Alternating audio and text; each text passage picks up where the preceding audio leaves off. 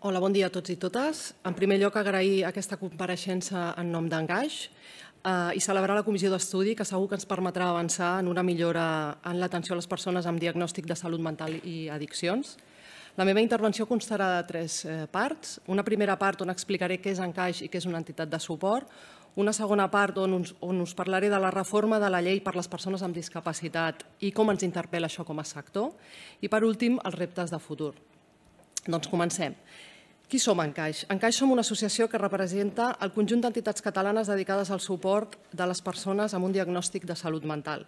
Estem formats per 12 entitats i atenem a 5.500 persones, les seves famílies i el seu entorn.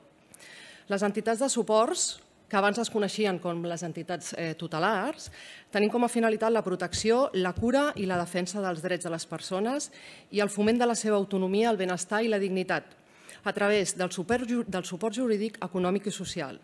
Molt resumidament, el que fem és gestionar tots els aspectes de la vida de la persona en els que es considera que els cal un suport.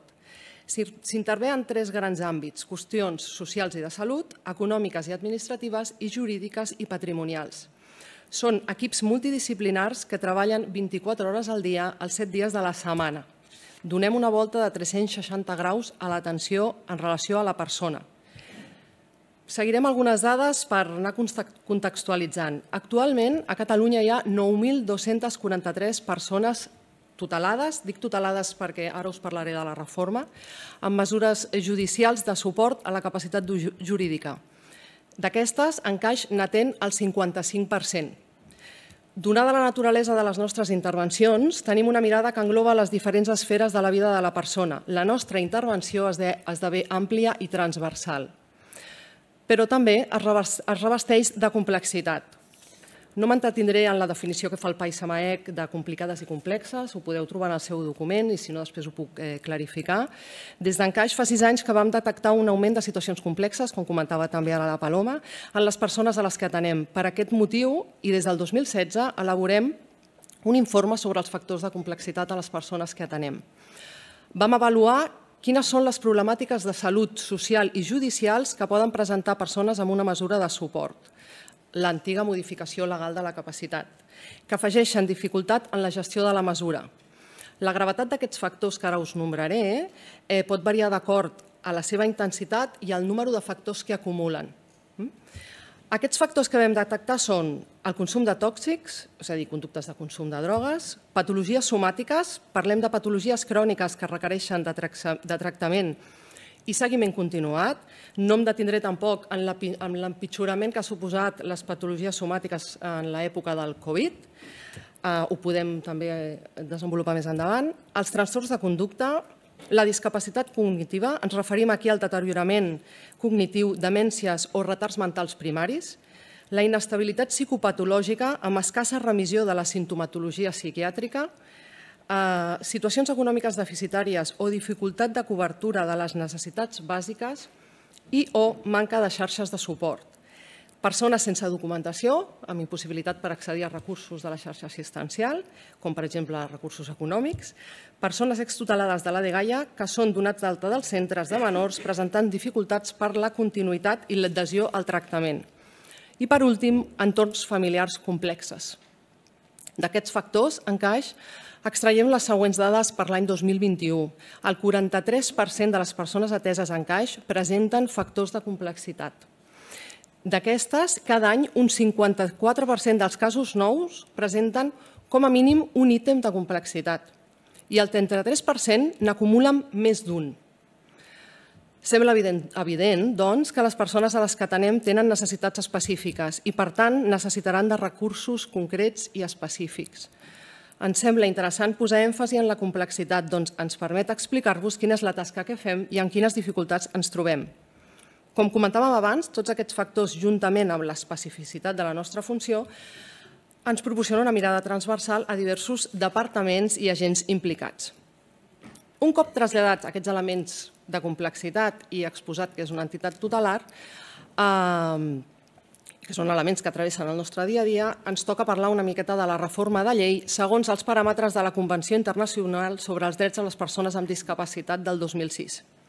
El passat 3 de juny del 2021 es publica la Llei 8/2021, per la qual es reforma la legislació civil i processal pel suport de les persones amb discapacitat en l'exercici de la seva capacitat jurídica. Sé que ho repeteixo molt, però és també per anar instaurant el discurs. Aquesta llei va entrar en vigor el 3 de setembre i, per tant, tots els operadors jurídics i prestadors del servei del sector dels suports estem en procés d'adaptació i aplicació de tot el seu desplegament. En aquests moments s'està treballant en l'avantprojecte de la llei catalana. Però què implica aquesta reforma? Doncs bé, desapareix el concepte de capacitat i la diferenciació entre capacitat jurídica i capacitat d'obrar. Totes les persones tenen plena capacitat jurídica. Ja no es pot incapacitar. Es suprimeix el procés de modificació de la capacitat i és substituït pel procés sobre la provisió de mesures judicials de suport. Però què vol dir tot això? Doncs que desapareix la tutela, la curatela, la potestat parental prorrogada o rehabilitada, i aquests elements només queden reservats als casos de menors d'edat que no estiguin protegits a través de la pàtria potestat.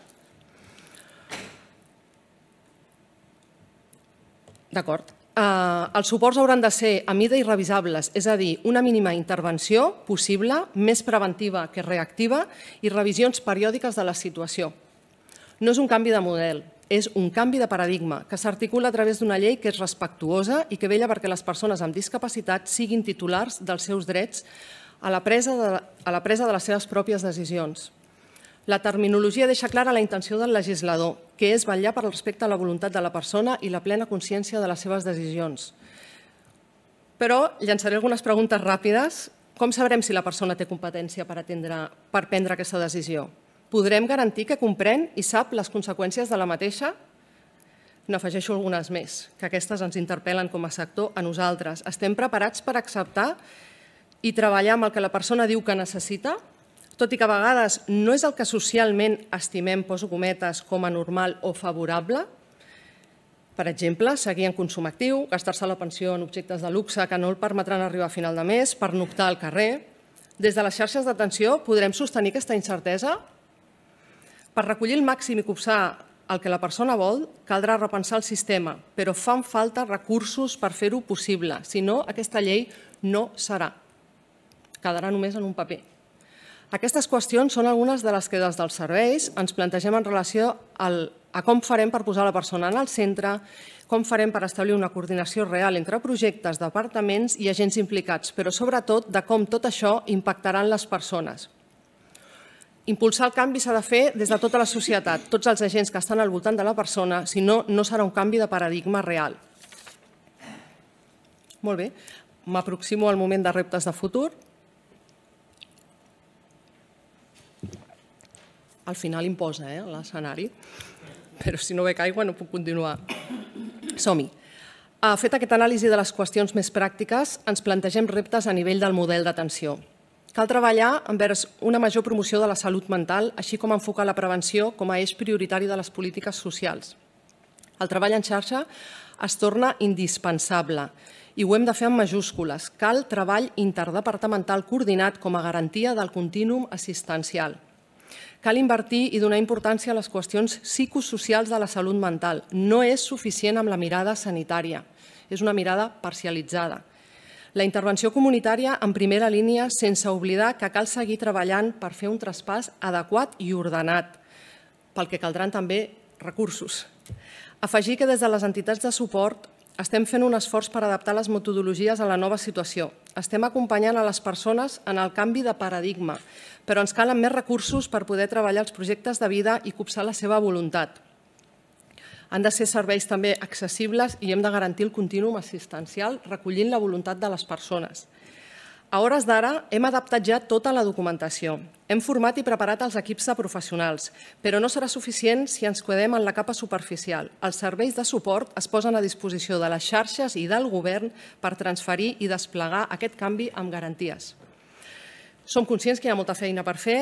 Cal incidir en la necessitat de definir els plans d'assistència de forma particularitzada, exercir el peritatge com a element clau per l'establiment de les mesures adequades de suport i a poder ser de forma voluntària, el que dèiem de la prevenció i no la reacció. I un llarg etcètera. Calen més recursos en l'atenció a les persones amb problemàtica de salut mental. Estem en un moment clau de transformació i de canvi.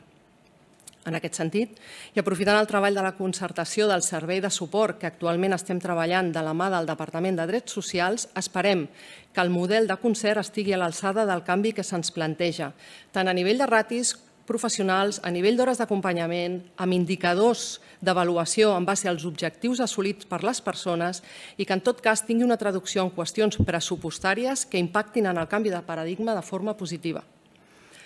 Per últim, una idea clau ha sortit abans, traslladar la preocupació del sector per tot el relacionat amb la dignificació dels professionals.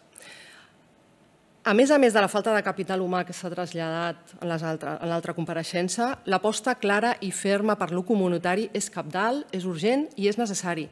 Però de la manera que s'està fent està implicant la fuga de professionals cap al sector sanitari, on hi troben unes millores condicions laborals. Parlo de remuneració econòmica. Cal tenir present que amb les tarifes congelades des de fa més de 10 anys no podem millorar les condicions laborals dels nostres professionals.